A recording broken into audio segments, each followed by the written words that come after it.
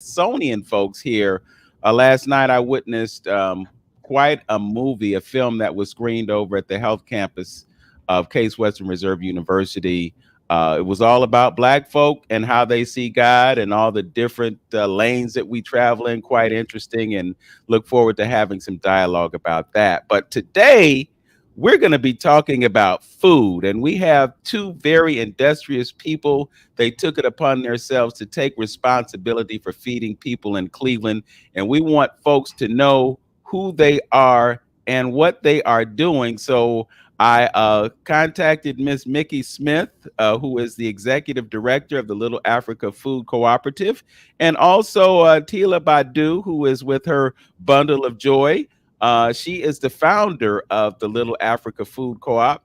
So we're going to find out how that organization actually came into existence. We're also going to talk about the things that they are doing in Cleveland to make a difference. So with that, I'd like to welcome to 360 Info Network, Tila Badu, founder of Little Africa Food Cooperative, and Ms. Mickey Smith, the executive director of the Little Africa Food Co-op. Welcome to 360 Info Network. Thank you. Thank you for having us.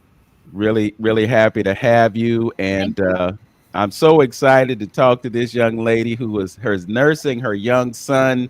That is one of the most beautiful things that can happen in life, to bring life into the world. And of course, to sustain life, we have to eat good, nutritious food. So, Tila, if you don't mind, give us the little background, or not the little, but give us the background on the Little Africa Food Co-op, and then we'll dive into the issues that are facing the city of Cleveland and the greater community here in Cuyahoga County.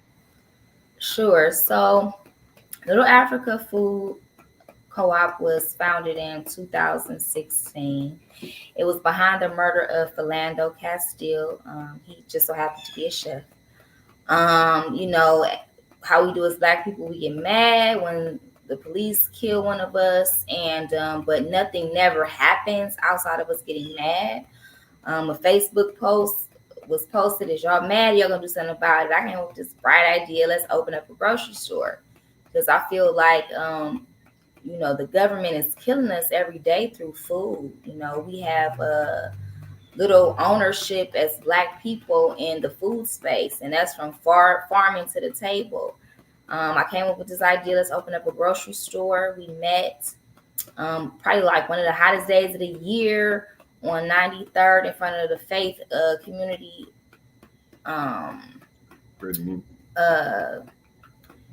Bank, and we raised that day $1,400. Miss Mickey met me out there. She's my Facebook friend.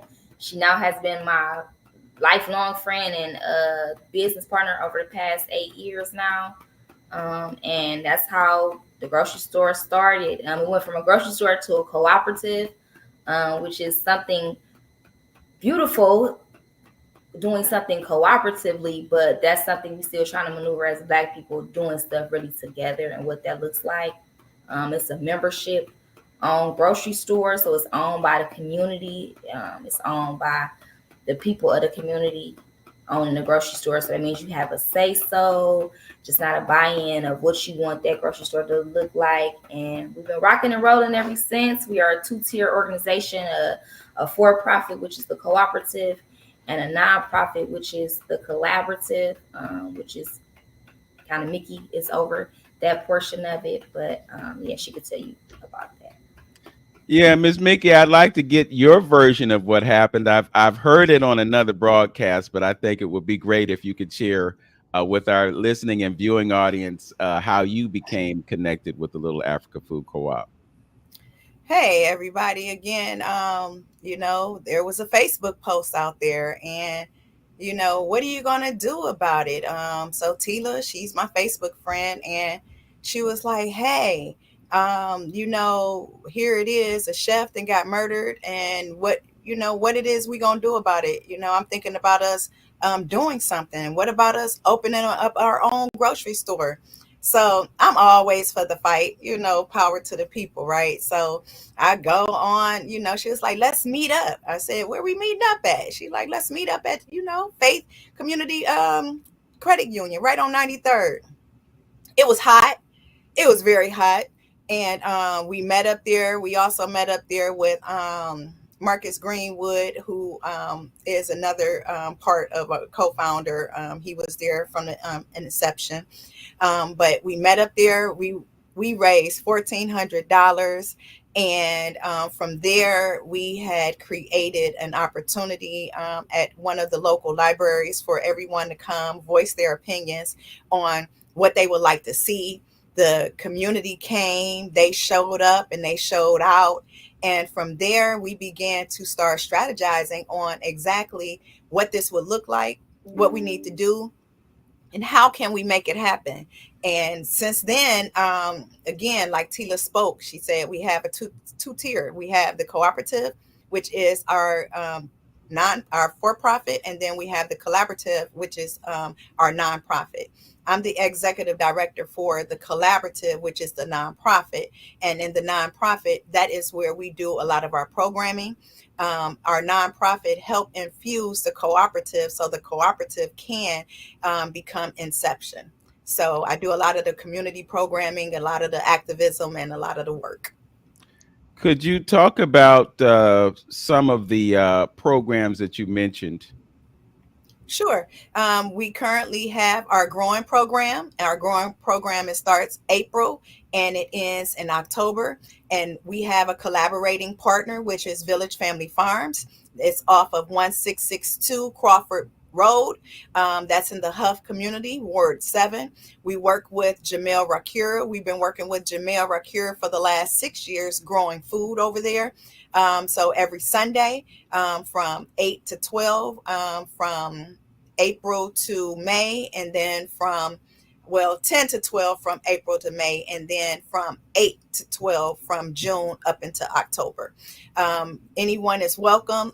There is a small cost to come out and grow with us, but we teach you all of the ways in which you can grow food in your space at home, and also if you have land. We teach you how to grow your food. We teach you all the proper nutrition, and we show you what all the tools that it takes in order to grow your food.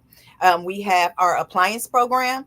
Our appliance program was actually infused by the emergency response during COVID, where we seen an influx of individuals who did not have gas. They didn't have gas stoves. So what we did was we created an opportunity to give people appliances such as electric skillets, crock pots, in order for them to be able to cook. We realized in our communities, we have an influx of individuals who really don't have gas, but they want to cook. So we created recipes. We cut up all of the vegetables for our seniors. We had care packages that we delivered to them. And that's those are the two our standalone programs that we currently have that we are moving to push throughout 2024. Okay. Could you talk a little bit about how the cooperative has evolved? Because I know initially you had a specific vision for it, and as time has progressed, you've made some changes to the original structure, and now you may be doing things a little bit differently. And Tila, you can address this if you like.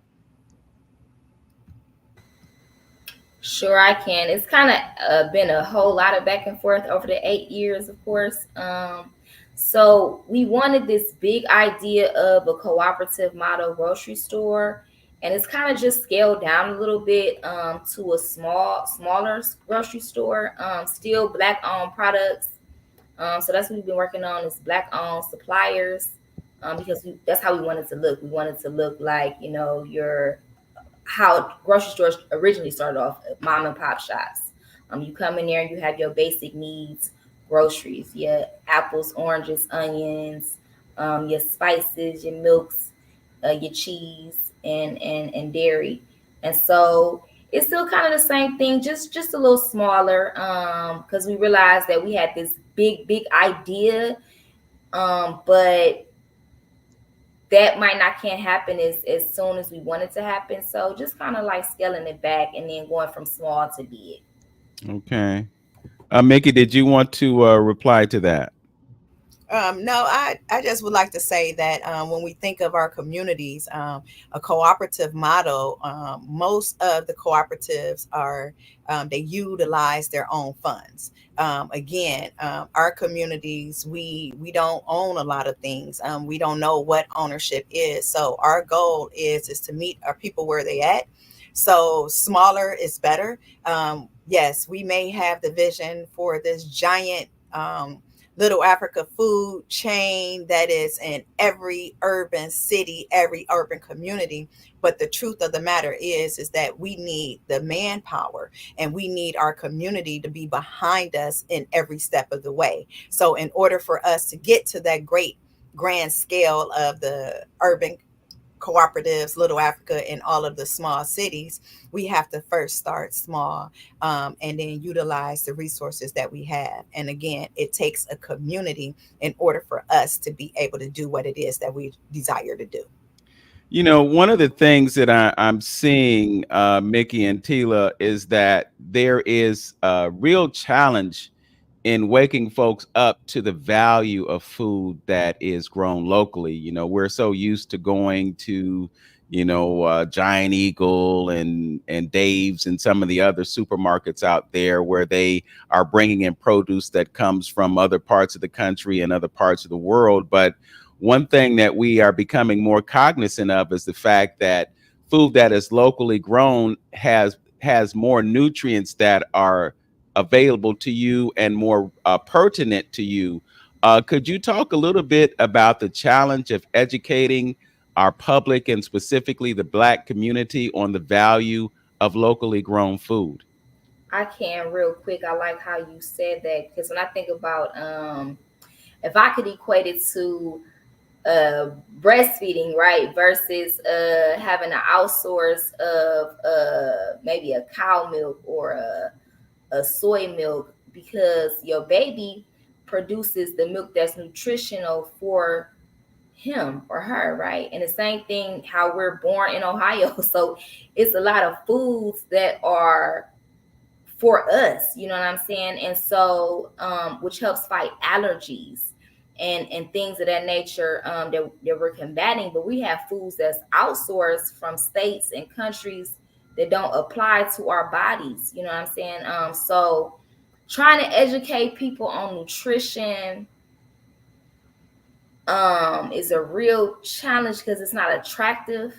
And so one thing the Little Africa pride ourselves on that we do that's very different is that we actually feed people, because one thing I've learned is that people listen to you more when you feed them good food. You know what I'm saying? They have a what's the word I'm looking for? Like you get their attention more when you're feeding them. You know what I'm saying? They're more like to listen to what you're saying and what's coming out your mouth, and it's more attractive when I say, "Hey, I got this plate over here." You know what I'm saying? Or I can show you how to grow this fruit and grow these vegetables, and then you can taste it and see how it tastes. You know, Mickey made this great hot sauce from these peppers that's in our farm. You know, and so you get their attention where it looks more attractive. But it is challenging because nutrition doesn't sound like nothing fun. Growing in no farm, don't sound like fun, you know what I'm saying? And so our people are all about like the kick it and the party and the fun. But if I make it look fun, if I make it attractive, then they're more likely to listen and take heed. But it is a real challenge, especially for younger people. It's less than, when we first started this 8 years ago, it was less than 1% of Black farmers in the United States. Since COVID, it's a little bit more, not too much, maybe like a 2%.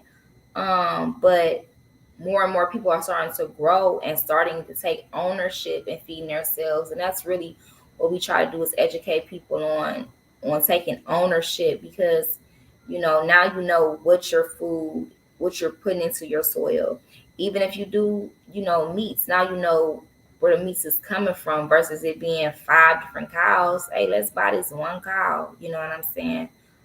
So yeah, it's been a challenge, but we just got to keep pushing forward and keep educating them, and just coming up with creative ways to educate our people about how to grow and how to eat healthy and how to prepare healthy meals. You know, what does a healthy meal really look like? And it can still have spices and it can still taste good and, be good to the palate. But just being creative, that's really what, how to curb those challenges is being creative in our education. Well, most of the food that we're eating, and I don't have statistical evidence to back up what I'm saying, but in a general sense, a lot of the food that we eat is processed and prepackaged and so forth, and it's actually engineered for taste and not nutrition. And when people make a paradigm shift from the process to the real, their palates change, and then they say, "Oh, wow, this tastes so good." Because they're getting natural flavor and not the artificial flavor. So I can appreciate what you're saying about the pushback that folks have when you talk about changing the way they eat. Mickey, you talked about one of the programs that you have being a growing program. Can you talk about the enthusiasm or the buy-in that you're getting from folks who get an opportunity to actually grow food and taste it, and how things change from them after they learn the skill set? Absolutely. We've been doing a growing program for the last 3 years, and it started off. Slim. But what we found is that our people, they have a desire now to live long. They have a desire to be healthy, and with being healthy comes with great nutrition. So on Sundays, it gives us great conversation. We found that when we're in the farm, we have the ability to really connect with the earth, with the land, and with the people. So not only is it good out there on the Sundays with growing our food, but it's also good to connect with the people. We find out more what's going on inside of the homes of the people, so how we can help them with the proper diet, with the proper nutrition. So like Tila said, my kicking it with Mick hot sauce. I don't eat hot sauce, but I know a lot of people do eat hot sauce. And it just came out of, I grow great peppers, and the love that you have for yourself is the same love that you go into growing the food. You know, um, our farm has been in abundance, especially for the last 5 to 6 years, because we're out there all the time. We out there talking to the plants. We out there talking to the trees. We out there fellowshipping. We in there. We got our hands in the soil. You don't call it dirt, you call it soil. So we got our hands in the soil, and we're giving back to the nature. And when the universe feels that, it gives and it provides us the necessary abundance in order for us to live. And again, when I talk about the nutrition and I talk about us out there, we do a pop-up. I'll bring, I may bring something so I could cook something real quick while we're out there. But it gives us the opportunity to really delve into the opportunities that present themselves right on the farm. So we could take an eggplant, we could take squash, we could take zucchini, and we can cut it up right there and we can cook it. Our watermelons, we have the watermelons that has the seeds in it. We have done a reversing diabetes program where we then taught people how to reverse their diabetes. Again, it's all about healthy living, healthy food, healthy nutrition, and the growing program, it does just that. It takes you from this to that. And we monitor our people. We monitor, the food, their intake. Don't bring no Takis out there. You better bring a piece of fruit, pick up some fruit, pick up some vegetables, some herbs. We have fresh teas out there. We got we got all types of things. We got sage, right? We burn sage. We have, you name it, we have the herbs that's out there. And in order for us to be healthy, and in order for us to streamline the issues that plague our urban communities, we grow the herbs and we grow the foods that's for this particular region. Well, Mickey, you got my attention when you said that you're growing seeded watermelons because, most of the watermelons that are sold in the supermarkets in Cleveland are seedless, and people kind of default to them not knowing the value in the seeded watermelon. Your colleague here, Hamtonio, among other things, is a comedian, and this is a little bit off topic, but I watch your Facebook posts and I see the one liners that you post. It seems like you have reincarnated Henny Youngman. If you know, do you know who Henny Youngman is? I do not. Oh, you're kind of young, so you probably wouldn't know. But he was like the king of one-liners. But you mentioned the value of connecting with the soil, and that is a direct relation to connection with nature. And one of the things that our brother Hamtonio talks about a lot is our connection with nature. So I want to have Hamtonio chime in and talk about what you see as the value of this as it connects folks to nature. Absolutely, man. It's that's what it's all about. It's our relationship. Our ancestors, understood that. I think where this culture and this society went wrong, the Bible's interpretation steered them wrong. When they read that God say gave man dominion, that means that since to them is that interpretation is like we the highest on the food chain and we can do anything that we want to do with everything else. For our ancestors understood that man needs to live in harmony with the animal kingdom and the plant kingdom. It's a cycle, it's a relationship, and by you and I let me step back.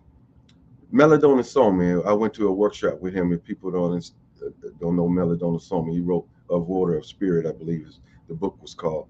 And he talked about the importance of going out in nature and placing your hand on the soil, on the ground, and even asking for forgiveness and things of that nature. So that's a connection, because the earth itself is a living organism itself, and it gives off the energy and that relationship to life itself.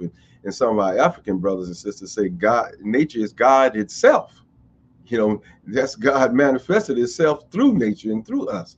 So that connection, that going back to the soil and us relating and even growing, because there's energy in the soil, and there's life in the soil, because you can't produce something that is living from something that is dead. So there's energy and life is in the soil. That's right now, we used to talk about in the wintertime what type of foods we need to be eating when it's wintertime up in this particular hemisphere and region. You get to eat the eat the foods that deal with root, turnips and things that the energy is at the base of the plant. Of course, now summertime, now the energy is in the leaves of the planet or in this hemisphere. So you eat those particular things. So it's all about energy and to the transformation of energy. And to speak on, as far as our people real quick, that's why we have to educate and get and have more sources and resources of getting the information out there. I think what would be helpful too, if we did more seminars of people really understanding and seeing how their food is produced, and where I'm saying, and where and how this system is processing the food and the things that are going into the food that you eat. Maybe people would be a little bit more receptive to saying, hey, I need to do something about this. Because look at the hospitals all around. Every hospital that we know of is growing, is building wings, having a new facelift and renovation, because they're having and expecting future sick people. So look at the young folks. We have more young folks coming down more and more with illnesses they shouldn't even have, really, but at least later on in life, but they're getting them young. So if we do more to educate and talk about this whole relationship, with us, the planet, the cosmos, and the animal kingdom and plant kingdom, I think we will gradually start getting people to come together on this thing and start doing their own thing. Yes, I fully agree. I think it's really important for us to understand that food is medicine, but the way things are twisted in this country, food is actually the drug that sends people to the hospital. And then in order for you to get successfully healed, you have to turn to something natural versus something that's unnatural, which is not to say that allopathic medicine or practices don't have value, because when people are critically injured or they have things that are just, seemingly insurmountable, sometimes you have to resort to that. But in many ways, if there is a paradigm shift in your lifestyle, which incorporates more fresh food, more food that's appropriate to the season, and as Brother Antonio just mentioned, we should be eating food according to season. A lot of times what we do is we eat the same things all year round. And in order to eat the same things all year round, we have to get it from somewhere else because it's not grown locally. And that's how we, I guess, satisfy our urge to have those kinds of foods. The other thing relates to education, because we don't get an education about nutrition in school. What we get is United States Department of Agriculture suggesting to us what we should eat, how much we should eat, how often we should eat. And a lot of these practices are the things that are injuring us. Mickey brought up the idea of if you're eating meat, to eat something that is, I'll just say, grown or harvested locally. And there's a great value in that for those who lean towards being carnivores. But one thing that I have recently discovered is that the meat that is grown that is actually best for you, i.e. grass-fed beef, 90% of it comes from other places. So and that sometimes you don't know what you're getting, but most of it is coming from outside of the United States. And then the grass-fed beef that's in America is the smallest portion of it. So even those who are attempting to be healthy by eating a quote unquote healthier meat are getting it from other countries. So I think perhaps we should shift the focus of our food to being here as opposed to coming from other places. The other thing that I wanted to mention, going back to the value of connecting with the soil, is the concept of grounding. So when you're out there gardening and you're putting your hands in the dirt and you're having that connection with nature, it can have an extremely beneficial impact on your life. So I applaud you for directing folks to make that connection with the earth. And then I'll just offer this suggestion to some folks who may not want to get into the gardening. But one thing that you can do, especially when it's warm, is go outside, take your shoes off, and put your feet on the ground. And what happens when you do that is that your body begins to shed the positive ions that cause inflammation in your body. And inflammation, of course, is the source of pain. So there are a lot of things that you can do to benefit from your connection with nature. Mickey, I want to ask you, you talked about the things that you're growing and the where that you're growing. Could you expand a little bit on what you're growing and when you're growing it, and kind of attune people to these cycles of growing that you have implemented over the years? Oh, you really want to know what we're growing, huh? Yeah, because I want to get some of it at some point. So it's a list here. I'll tell you right now. This is all the things we're growing. I have to go through because it's a wide list of things that we're growing at the farm. And when you think about the food that we're growing, again, we grow cantaloupes, we grow watermelons, we got a peach tree, we have apple trees, we have eggplants, squash, zucchinis, we have sage, we have basil, we have mint, we have chocolate mint. We grow greens. We grow collard greens, mustard green, turnip greens. We have green onions, scallions. We have peppers. We have the habanero peppers. We have the bell peppers. We have lavender. We have lavender, rosemary, pawpaw. Silver queen thyme, lemon thyme, grape tomatoes, regular tomatoes, carrots, spearmint, cantaloupe, watermelon, bell peppers, ghost peppers, chive, acorn squash, basil, sativa, corn, fennel, brown, catnip, echinacea, lemon balm, peach tree, apple tree, sage, rosebud, rose bush. We have flowers, and we have flowers and wildflowers. So those are some of the things that we are growing in the farm. And I just want to why do we grow what we grow? Because we found that a lot of the food that we're growing is healthy, it's nutritious, and it provides the necessary nutrients that can grow here. There are certain things that we can grow here. As you didn't hear pineapples on my list because pineapples is not something that we can grow here. So if you look at locally grown foods, we grow what can grow within our region. And we are in the sixth region. And the sixth region, that means we can only really grow between April and October. And we grow according to the region. So we start planning based on how long it takes for our food to grow. So in probably like May is where we start putting some of our, our watermelon seeds. We start putting down our squash, zucchini, our peppers. We start putting the peppers down probably, I would say, like towards the end of May.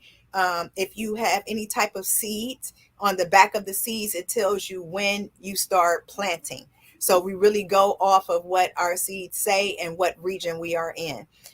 We also are connected to the Ujima Cooperative, and the Ujima Cooperative is an organization who provides heirloom seeds. And heirloom seeds are those seeds that's been throughout the centuries, like okra and things of that sort. I forgot that we grow okra also. We also grow green beans as well. And I just want you to really know and understand that a lot of the food that you're getting from the grocery stores are bioengineered.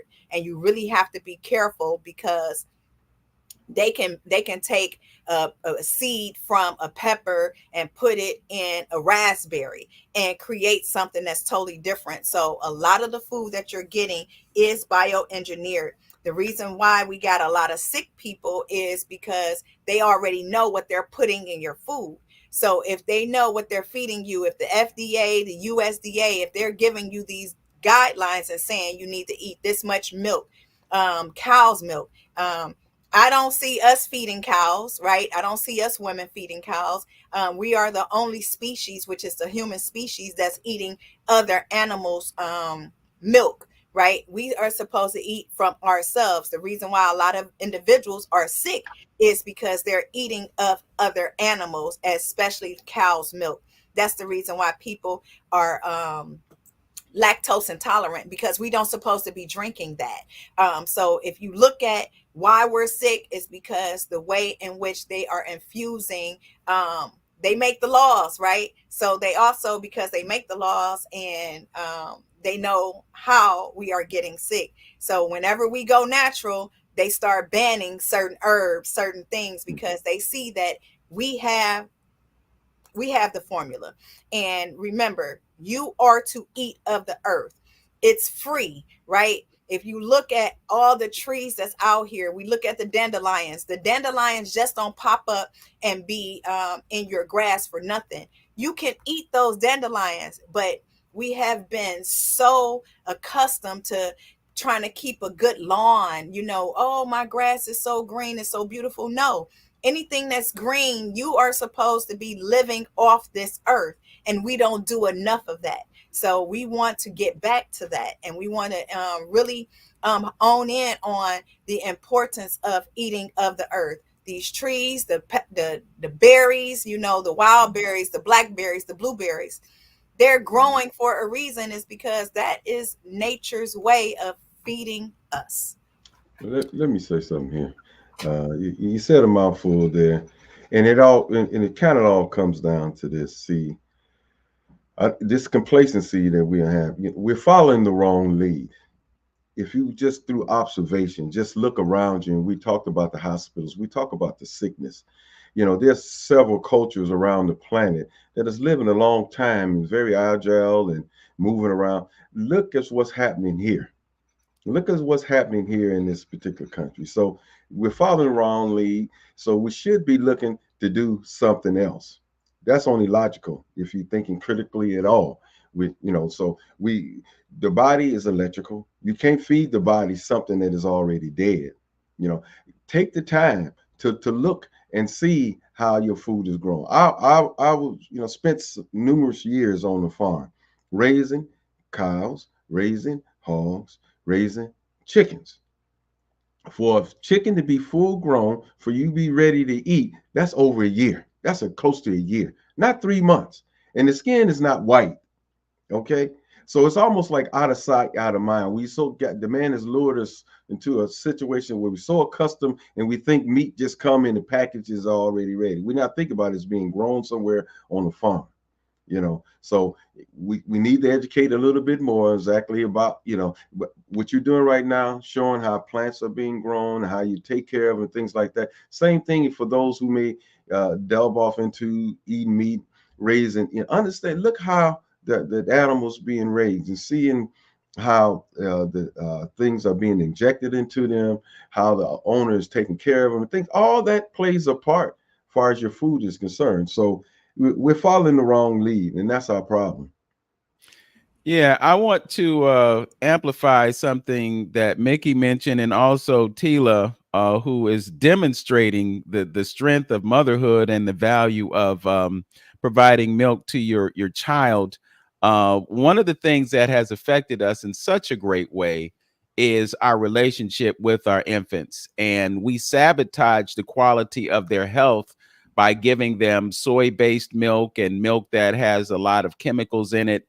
But what I've understood over the years is that the value of breast milk to a child is that it enhances the antibodies, and it gives them a certain level of immunity from some of the diseases and ailments that are out there. So, Tila, I just wanted to give you an opportunity to expand on that conversation, because as we all know, infant vitality is a major issue in this city compared to many other cities. And I don't think we can talk enough about the value of feeding our children what they need to be successful in life. Ooh, that might go into another conversation, but I could touch on it a little bit. Um, Infant mortality in the city of Cleveland is real, and it is very high. Infant mortality in Black communities and Black homes. Breastfeeding is a huge job. It is very time consuming. And so the mother has to be in a financial situation to even do that. Because you really can't like work a job and breastfeed. Like it's darn near impossible. Which is why a lot of modern today moms don't do it, because they don't have the luxury of breastfeeding. Because it's time consuming. Like I said, my son nurses every hour and a half to 2 hours. It's a little less. No, it's about 32 hours. Even in the middle of the nighttime, I think he sleeps a little bit more at night. But it's time consuming. You don't really have no time to yourself. It is a key component, even with cooking, because I have 2 older children, and I pride myself on like cooking daily for my children. Like real food, not like processed food, but like cut up vegetables, and I cook. It's very important because I call my kitchen my lab, because you can heal and or kill in your kitchen. And a lot of us cook food and we don't realize that we're killing ourselves or our loved ones or our children. But that's what we're doing with processed foods, with sugars and starches. But it's really based on time.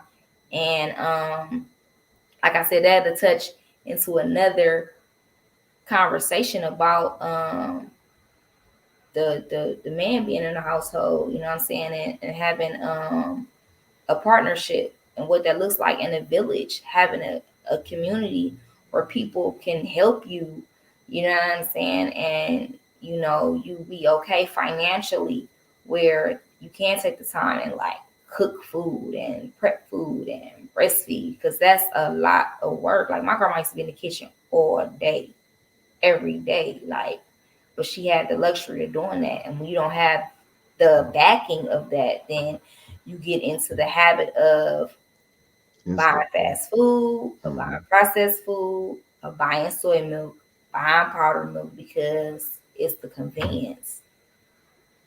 I agree.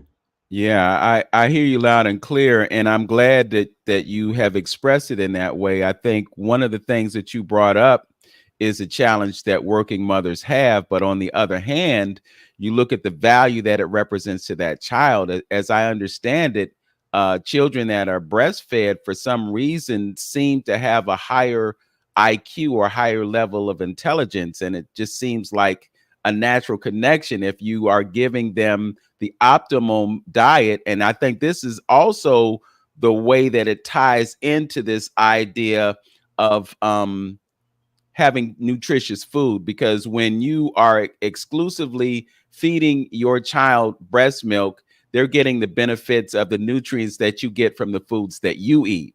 So if you're eating quality, nutritious foods, then that's going to translate to a better quality of milk that you're providing for your child, and it's going to give them advantage in life down the road. But also, one of the things that we're dealing with is the way our lives have evolved. You know, back in the day, our grandmothers, our great grandmothers, they were at home all day, and the husband was out, you know, working the job, being the provider, and then bringing the resources home. And then the mother or the wife in the family was making the economic decisions and doing all those things to support the family. But now we've had this paradigm shift, and, you know, the man many times is not in the house, or he's not even involved in the process. So that makes it even more challenging. So we got a lot of challenges that we deal with as citizens in this city and in this country, and we have to find ways to deal with it. Mickey, I want to talk to you a little bit more about this idea of harvesting food, because we can grow the food, we can harvest the food, and we can put the food out there. But one of the things that we run into, especially when we look at the growing season, is that we have all this produce and we need to store it and you know, put it in our pantry so that we have access to it down the road. So what I want to ask, is there anything built into any of your programs that deals with how to preserve food so that you can keep it around for a longer period of time? Absolutely.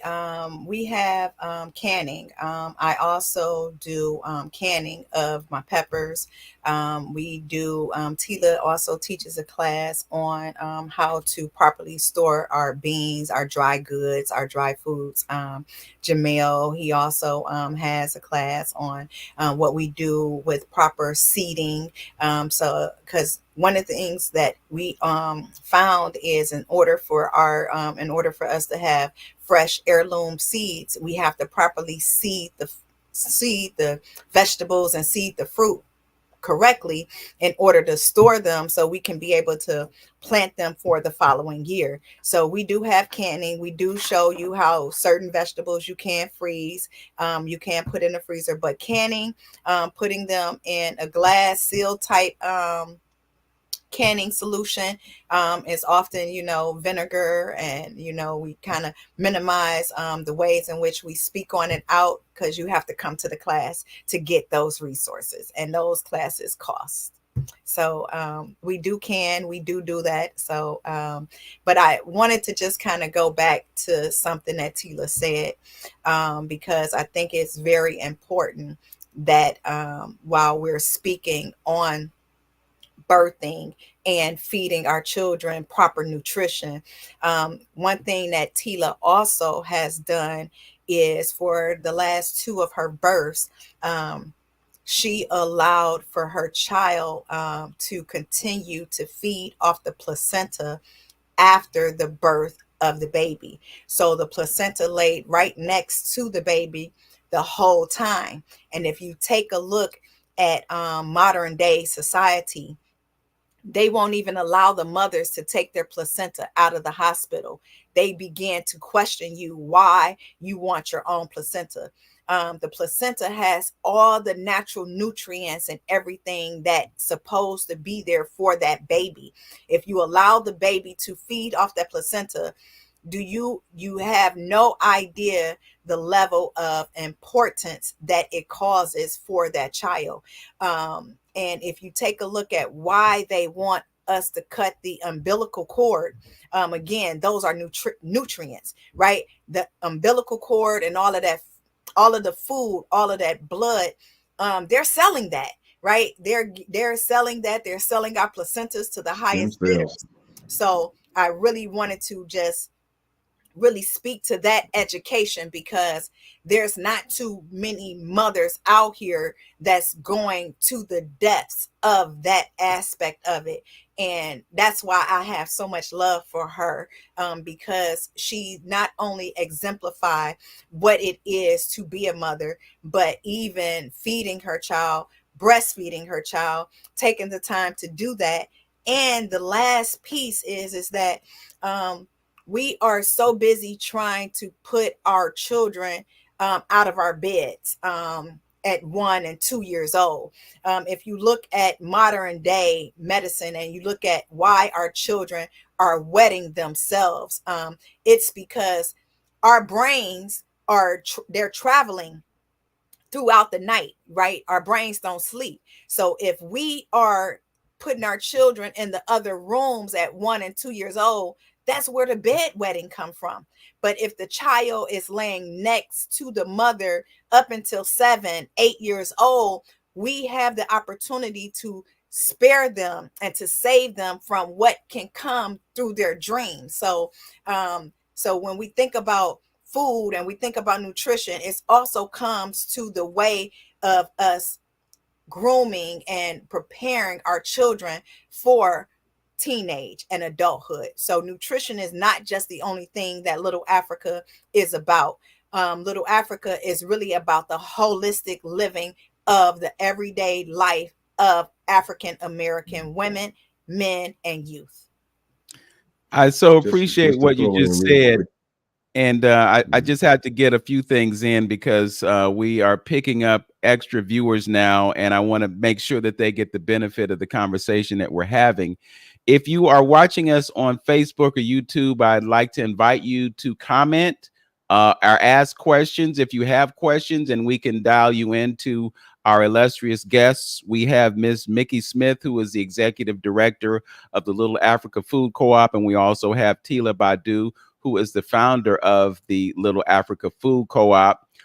You can access us by going to the 360 Info Network Facebook page. You can also go to the Journey with Hamtonio, that YouTube channel. You can tune into my YouTube channel, and you can also go to my Facebook page. We really appreciate your engagement. I'd also like to ask that if you go to my YouTube channel, please like and subscribe. I'm on a mission to get to 1,000 viewers so that I can do even more in terms of the content and look at being able to monetize the content as well. It's really important for those of us who produce and create content for the benefit of the community. So I would really appreciate it if you would go to my YouTube channel, like and subscribe. We have just a few more moments in the program, at least the radio version. So I would like to have Tila or Mickey or both of you just talk a little bit about how folks can connect with you and take advantage of the great programs that you are facilitating. I can start. You can always connect to our Facebook page, Little Africa Food Collaborative. You can also Instagram. We have Little Africa Food Cooperative on Instagram. We also have LinkedIn, Little Africa Food Collaborative page on LinkedIn. LittleAfricaFCO.com is our website. Our email is littleafricafco@gmail.com. You can always contact me, the executive director, at 216-799-9944, or you can contact Tila at 253-7337. We are always available for any questions or anything that you would like to know. We will be in the communities in 2024. We will have our full-fledged growing program. So please come on out. And that cooperative store will be opening very soon. Just stay tuned. And we need your help. We need volunteers. We need people out there. We're going to have our educational program that is state approved, that we're going to be teaching at the farm this year. So again, please come on out and really connect with us at Village Family Farms this summer, this growing season. And that's 1662 Crawford Road. Okay, Brother Antonio, something that you wanted to mention before we conclude the radio broadcast. Yeah, I just want to let everybody know, when you start talking about the child and how to raise them and dealing with the sinner, get a book called The Magical Child. The Magical Child. Look at that, and the author escapes me, but it's a light blue book. So if you search that on Amazon, The Magical Child, I got that from Asa Hilliard. He mentioned it, and it's very interesting how the African people in Uganda raise their children. Okay. Yeah, when you talk about the way children are raised, it's really interesting to look at the differences in different cultures. I've been getting a lot of information on how children are raised in Japan. And in Japan, there's a really high focus on education, and the parents, particularly the mother, is really involved in the child's education. It's like it's her mission to make sure that child gets the best possible education. The children go to school, and the children actually act as the janitors for the school. So they clean the school every day. This is just a part of their mindset. So when they go out into the community, because they've been doing so much work to keep things clean, they think twice about throwing something down on the ground.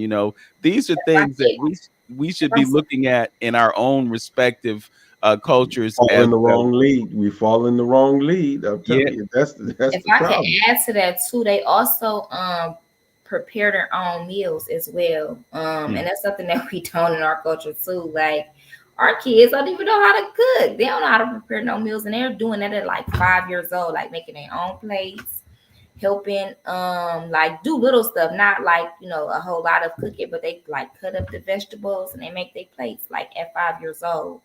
So it's a lot of stuff we don't do culturally. Like we handicap our children, and that's something I pride myself on as a mother too. Like, I teach my kids early, like, how to be independent. Like, y'all gotta learn how to cook for yourself. Y'all gotta learn how to feed yourself. Y'all have to learn how to clean your own rooms, because we hinder our kids from developing. Like, they're a lot smarter than we give them credit for. You know what I'm saying? Yes. We're going to break away for just a few moments as we wind down the radio broadcast, and we'll continue this conversation on YouTube and Facebook. We'd also like to thank our engineer, Tone Harley, for what he does to make this program work. We really appreciate him, and we appreciate you for listening. So as always, know yourself, love yourself, be yourself, make today your best day. Peace. Peace.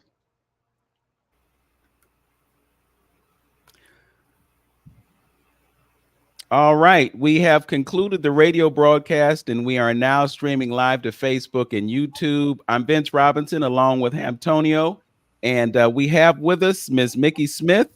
She is the executive director of the Little Africa Food Co-op. We also have Tila Badu, whose great vision resulted in the creation of this organization, doing great things in the community. As we were winding down the conversation on the radio broadcast, we were talking about young folks, and it's really interesting that there are young folks out there that don't know the difference between eggplant and zucchini. When we think about food, we're thinking about going to McDonald's or Wendy's or a fast food chain, and we like the pop, we like the milkshakes, but all of these things are things that are injuring us. And I think one of the deficits is in our education system, because as we go through the education process, we don't learn about how our body works. We don't know the difference between the spleen, the liver, the kidney, what they do, so we're kept in the dark about how we function as beings on this planet. And the thing is, we are magnificently designed beings, and we have an ability to heal ourselves when we have the right stimulus. You know, there's a saying, I think it might be in the Bible, it might be from somewhere else, but the saying is, physician, heal thyself. Well, you heal yourself because you have the proper knowledge, and we don't have the knowledge. When we look at nutrition and look at the education that physicians who treat us for all these things that happen to us, they don't have training in nutrition either. But it's such a key component of health that we have to do everything that we can to educate folks. Let me say something. Go ahead. Just 1 second, Vince. It's a conspiracy. Just call it what it is. It's a conspiracy. You know, it's purposeful and it's intentional to keep us where we at and non-educate us on everything that you just spoke on. It's purposeful. And before healing can take place, as they say in the substance abuse arena, you know, you've got to recognize there's a problem. The problem is we're walking around, you know, dumbfounded on exactly what's happening to you. So we're not, that's why the education and having more media sources that talk about this. You notice why they don't, you remember last week you talked about how many corporations actually own all the media avenues that so they got one messaging out and they continue. Some of the things that you mentioned are simple.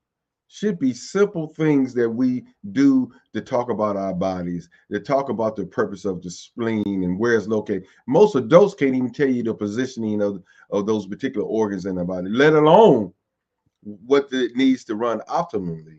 So those things are purposefully kept away from us. So we depend on somebody else or the system so they can get dollars.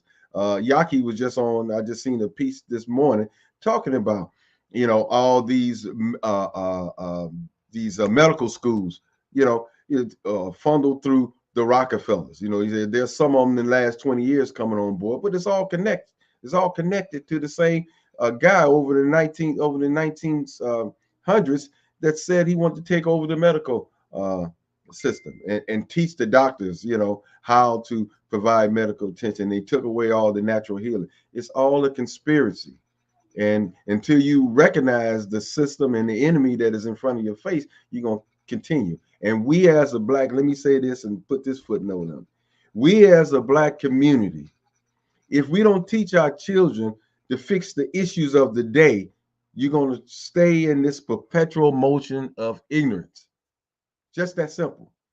So since we're not producing it, we're still giving the system and the enemy our children to teach, you're going to remain in this problem right here.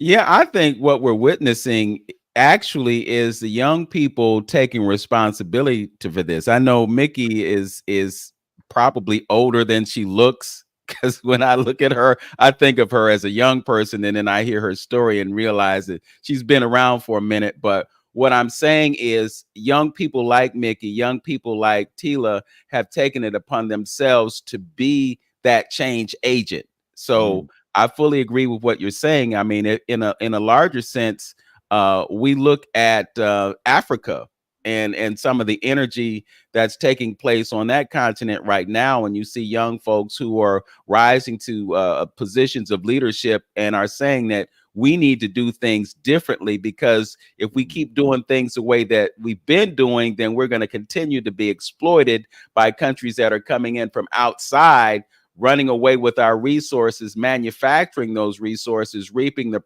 profits, and we get so little in return for that. So yeah, young energy is so important. I'm just thinking about how you look at technology and how young folks are getting involved in technology. So we have to continue to move forward with giving that energy to young folks and allowing them to expand. Mickey, you said some really interesting things about seeds, and I want to make sure that people understand the difference between heirloom seeds and the seeds that we're getting from companies like Monsanto, which is now Bayer, and they've put their footprint all over the world because they're actually going into African countries and places like India, and they're corrupting the quality of produce in those countries with those seeds, as opposed to the ones that will allow fruit to continue and vegetables to continue to be grown. The way the seeds are engineered, the produce that is created from those seeds, not only is it more devoid of nutrition, but it also is devoid of the ability to be regrown. So can you talk about the value of seeds in that sense? I can, but I needed to correct you that we are Okay. not change agents. We are change directors. Okay. Agents, they work for someone else. We directing the movement. So just wanted to make sure I put that out there. So noted, and I appreciate the correction. Thank you for that. But again, heirloom seeds are seeds that has been around a long time, and they're not bioengineered by someone. They're not bioengineered by an organization or someone that's trying to alter the pattern of that particular food that's growing. One of the reasons why we go to the heirloom seeds is because they haven't been altered. Right now in today's America, we have so many seeds that you may not get a lot of yield out of that. And when I say yield, I mean you may not get a good harvest. Some seeds, when you plant them, that you're getting from some of these entities, they can infect your other food. They can infect your other vegetables or your other produce that you're growing. So that's why we work with the heirloom seeds, because they are original. They have been around for years, and they are the original seeds of the earth. That's the difference. Okay. So it's the real versus the manufactured, so to speak. I think the other thing that we probably need to touch on is genetic modification, and I think that's part of what you're talking about. But you know, a lot of the produce that we are consuming is bioengineered, genetically modified, and as a result, it represents a danger to us. But the other thing about genetically modified produce is that research has not been done to a great extent on the effects of consuming genetically modified food. There are a lot of people who push back and they say, well, it doesn't matter whether it's organic or it's genetically modified, because the organic produce can be just as problematic. And there are things that happen in growing organic produce that may not be disclosed, that may compromise the value of the food. But I would have to imagine, and this is just me rolling the dice and thinking in my own head, that perhaps the organic is better for me than the genetically modified food. Can you talk about your growing process and whether or not what you're doing is with the intention of creating organic versus genetically modified? And if I can real quick, just even talk about that word organic, because I really don't like to use that word. Because organic is like brand, it's a brand, it's trendy, right? And so we like to use the term just real foods, right? And real means like, if I grow this, it's gonna have seeds, and then I can regrow my food and it's gonna have seeds, right? And this is gonna replenish the earth and it's gonna replenish me. And so I just want to make that correction. Like, we have to like just look at food like if it's real or if it's fake, and that goes back into just letting the earth do what it do. Like, we grow our food, we gonna water it. We gonna let the, sometimes they get eaten up by stuff. We gonna do the natural things that's making it not use the pesticides or the herbicides. We gonna take some hot one year I did some hot peppers in a spray bottle and spray down my produce so that the insects wouldn't eat it, or well, not the insects, but the other groundhogs and stuff wouldn't eat it.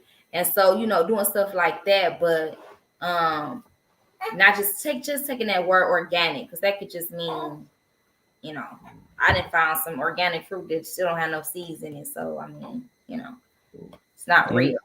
Well, you touched on something that the question was going to ask. Sorry, Mickey. You touched on something that I was going to ask that I was going to wait till a little bit later on. I know it's I'm interested in, and I just want to know, what are you guys doing far as the animals and the deers and stuff like that for people who might want to grow in their own backyard? Because I know where I'm at, the deers is crazy. Any secrets to that? Well, there is certain foods and certain vegetables that you can grow that will alter the deer. So there's these specific type of onions that you can plant in your garden around that will deter the deer. We don't really use any type of pesticides at all.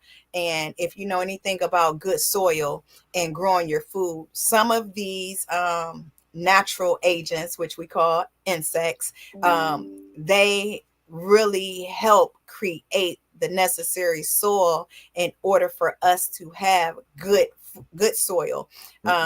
And they are necessary for the livelihood of our produce. And the groundhogs, they are relentless. They love the cantaloupes. They love, oh my God, the deers. They also love our collard greens, right? So y'all responsible for the deer population there. Huh? Yeah, that's why it's growing crazy. but the thing is that they really truly love the collard greens. So what you have to do is you have to really place certain vegetables, certain herbs around that will alter them from messing with some of your stuff that you're growing.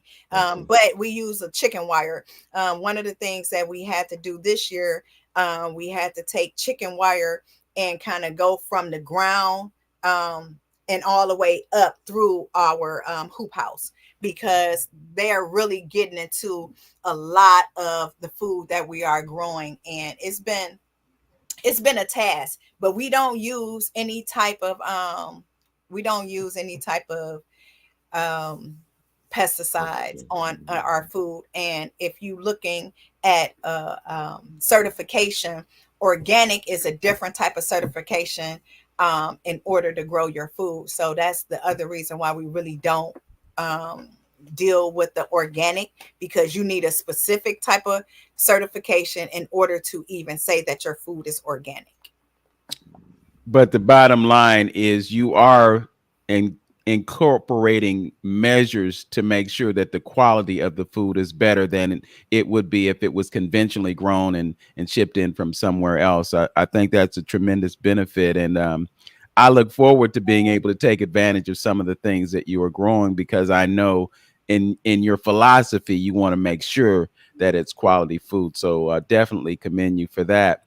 I want to give you an opportunity just to delineate some of the programs that you're involved in for the benefit of those who were not able to join us on the radio broadcast. We have about 15 folks who are on with us right now, either on YouTube or Facebook. And so if you could just let us know the programs and how people can take advantage of those programs so that they'll get the benefit of that knowledge. Okay. Well, and starting in April, well, you can sign up now, but in April is our growing program.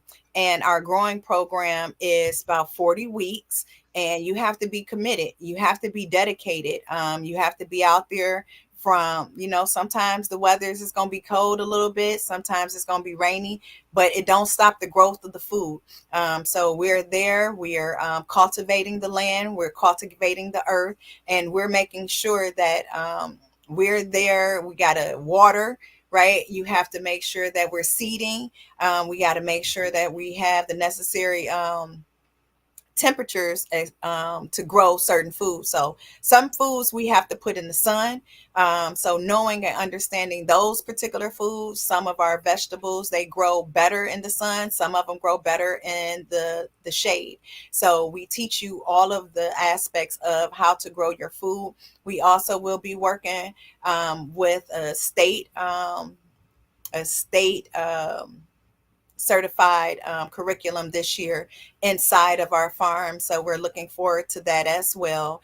We do have some community partners that we are working with to help with these. And as I stated, we got Ujima Cooperative that we will be working with.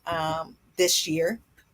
And when you talk about programming, you really need to know the right tools, right?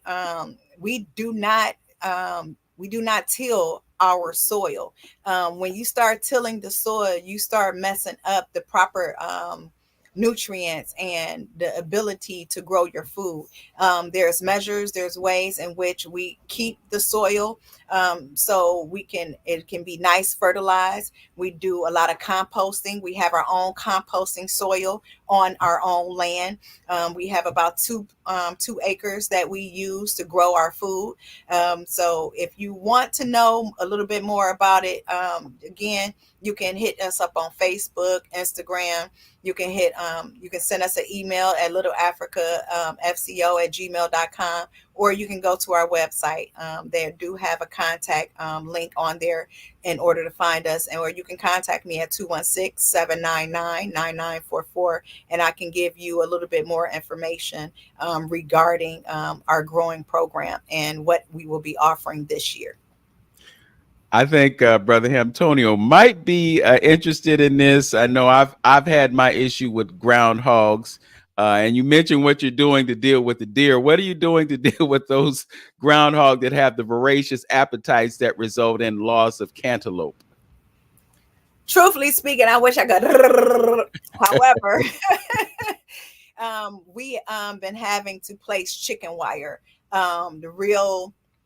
We have to go up underneath the soil, go all the way, dig into the ground, and we have to kind of create a barrier, and we have to cover up our hoop houses this year in order. So if you are growing in planters or however you're growing, one of the best things to do is get some chicken wire and really start from the bottom of the soil so they can't plunge through and create create the fencing and creating the barrier necessary. And there's specific things that you can grow to deter them. If you need more information, I can get that information to you. But right now we're just using chicken wire and starting all the way, putting it all the way down into the soil and placing it over our hoop houses to keep them out, which we did pretty well this year. Okay, well, congratulations on that. I live in a subdivision over here in Glenville, right on the edge of Bracknell, and I know last year the groundhogs, they were just wreaking havoc on our neighborhood. So what I did was I just started setting traps, and you can call the city of Cleveland. After you trap the groundhog, they'll actually come and remove the groundhog for you. So last year I probably trapped maybe 5 or 6 groundhogs, and hopefully that did the trick because I haven't seen them lately. But you know how it is. Spring comes and folks come out the woodwork. So babies and everything. You know, but yeah, it's a real struggle. Well, let me ask you a question, Mickey. So just like the stores deal with loss prevention and something, so do you grow a little extra to allow for the foods that may be eaten by the environment? Well, depending on where, like I said, depending on where the sun, where the shade is at, we have to grow according to where we get the most yields at. So I do know Rufus just stated nutrient dense foods. The groundhog is not attracted to. Again, they're attracted to the foods that like those collard greens that has a lot of nutrients in them. So they like those type of items, and they will eat you out of it. They know what's healthy for them. Ain't that funny? That the groundhog do better than we do. He knows what he wants to do, but we still having problems with that. We gonna get the packaged stuff. Go ahead. Yeah. Well, there was something else I wanted to kind of elaborate too.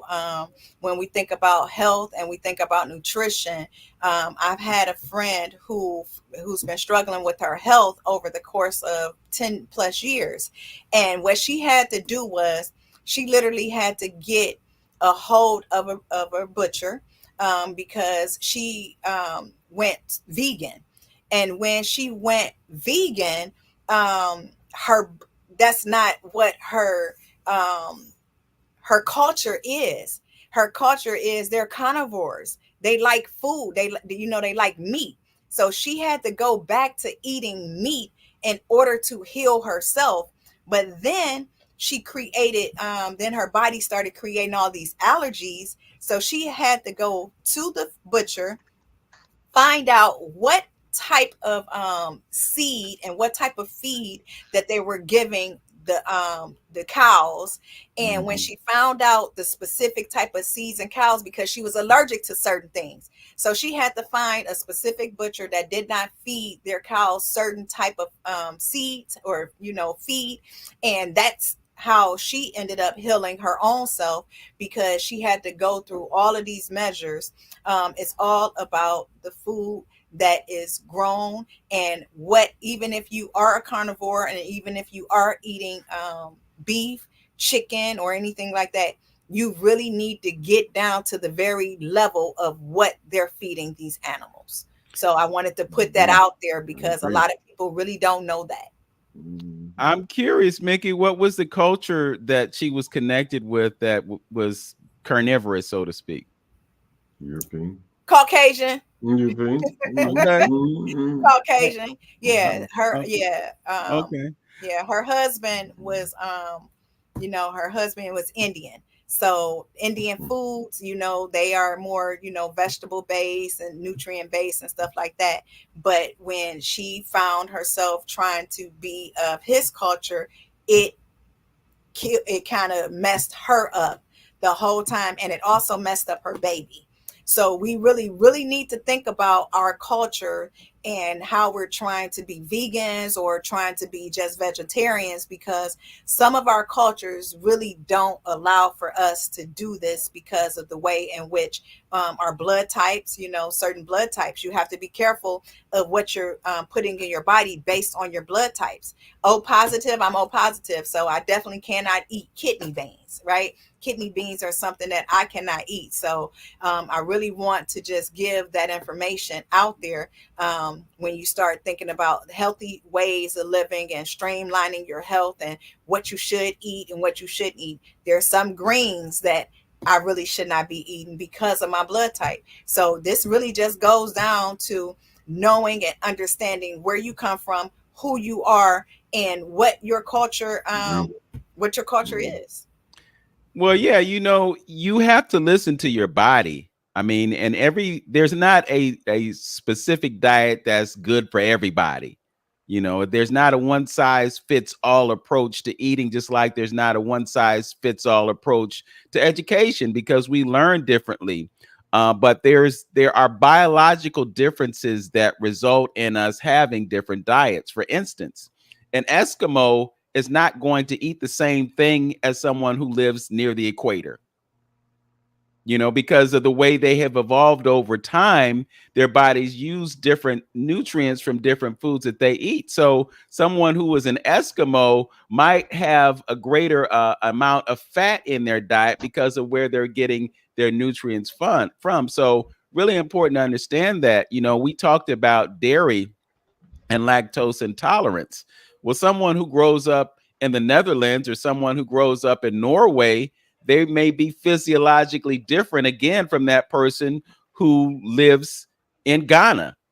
So you're not going to eat the same kinds of things. So we really need to tune in and listen to our bodies. On a personal level, my diet changed because I listened to what my body was telling me. So when I was a student at Kent State University and I got sick because of something that I ate, I realized that, hey, this might not be for me. So as a result, I stopped eating meat. Same thing with dairy. When I made that switch and started eliminating meat and then depending on dairy as a source of protein and a source of calcium, well, I'm lactose intolerant. So when I was eating that yogurt, I got gassed up something terribly. So something said, well, this may not be for you. So I made that paradigm switch and I got the benefit of it.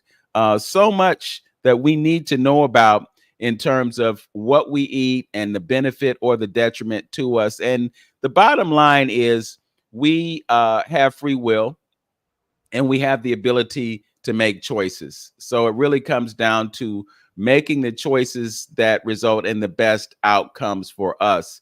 It's really encouraging to know that you all are growing the things that you are growing, and I'm hopeful that the food that you're growing is not going to waste. You know, I've had some conversations with other folks who are growing in our communities, and one of the things that they have expressed to me is their frustration in growing all these things, and folks don't take advantage of them, and sometimes they go to waste. Have you had any issues with not being able to give out everything that you grow, Mickey? No, that's why we create collaborations and create partnerships. We are going into a more distributive manner. So a lot of the stuff that we're growing this year will be on the website, ufc.org.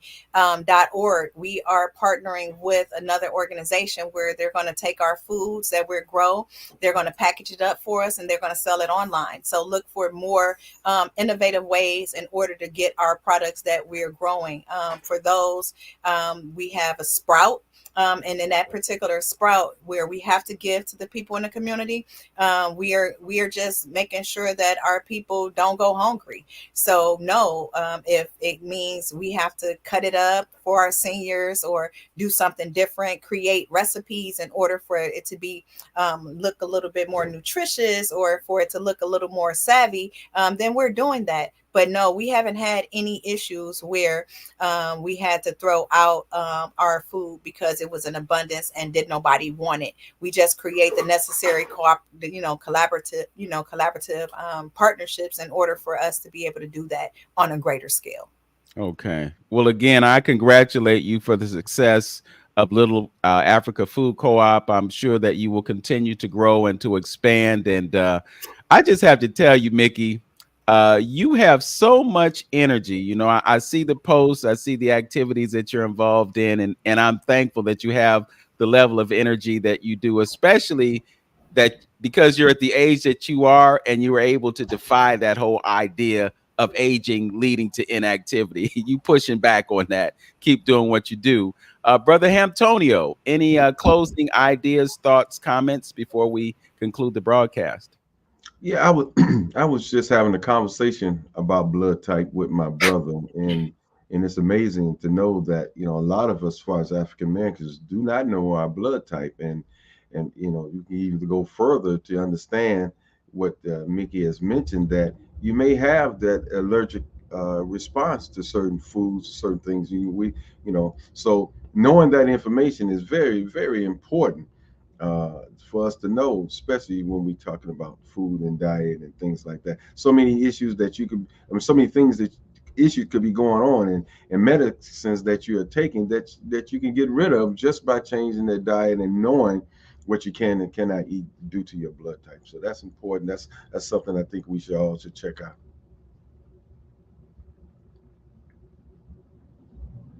You're on mute, Vince. Thank you. One last time, I like to encourage those of you who are watching us on Facebook and YouTube, please like, comment, and subscribe, especially on the YouTube channel.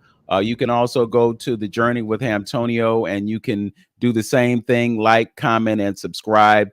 Both of us can get the benefit of what comes along with your subscription. And also, if you hit the notification bell, you'll be able to get notice of when we do these broadcasts. If you just joined us lately, we simulcast on AM 1490 WERE at 11 a.m. every Saturday. So you can tune in by listening to the radio, but you can also see us simultaneously on Facebook and YouTube and get to see the guests that you're actually hearing on the air. So we really appreciate you tuning in, and we look forward to you joining us on the next broadcast. So as always, I'd like to thank Mickey Smith, Executive Director of Little Africa Food Co-op. Also would like to thank Tila Badu. She is the founder of the co-op. She had to go grab that bag. You know, sometimes money calls, and when it calls, you got to answer. So you get the benefit of your talent and skill and expertise. So we definitely understand. And again, we appreciate you joining us today. We will continue to get the word out. If you're not a member of the co-op, just go ahead and log in. You can go to their website and you can get the information that you need. I'll put it up on the screen.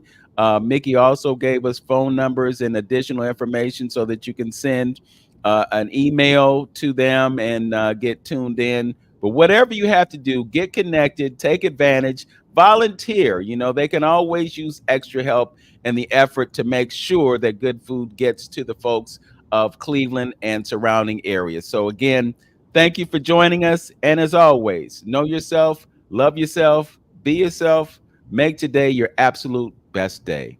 Peace. Peace. Peace and blessings.